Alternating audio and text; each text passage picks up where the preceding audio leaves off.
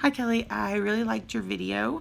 I did not realize and was completely shocked that opioid deaths have surpassed traffic fatalities in this country.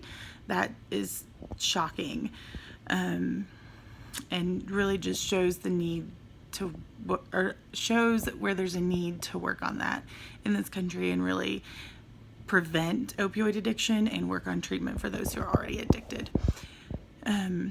You had mentioned Narcan being in schools and businesses, and I hate that that's necessary, but I'm so glad that it's there and that that's an option that we can prevent overdoses in those places that, because it can happen anywhere. I mean, it's happened at stoplights and Walmarts, and one of my coworkers had a parent overdose, not in my hospital, but in when she worked at a different hospital, and die in their bathroom. And I mean, so it can just happen anywhere to anybody. And so having the Narcan available it's not a solution, but it's a great tool, and hopefully they can receive treatment. I did just read an article, and I think it was in Kentucky, that once a patient has received a Narcan dose from like EMS or fire, police officers, that they are now going to their house like as a follow-up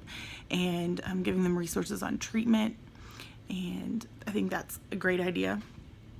And just how, we think of like how big of an issue this is, to think that like Florida has $65 million in money dedicated to opioid treatment, and then they also have federal money on top of that, and that's still not going to be nearly enough. It just really drives home the magnitude of the issue.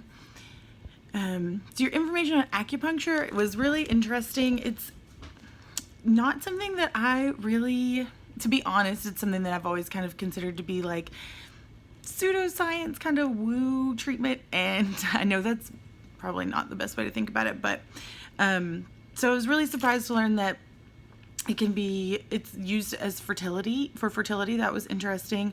And I've never ever heard of heating needles, so that was kind of a cool thing to hear about.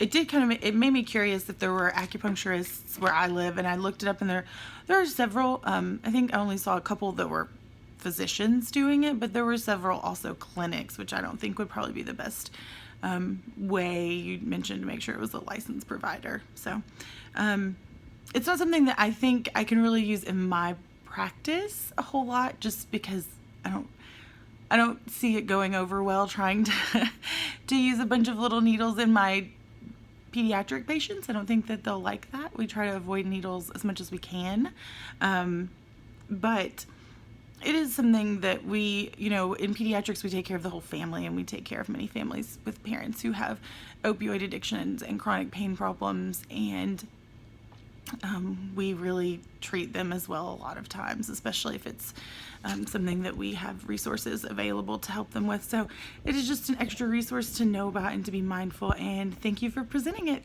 Thanks.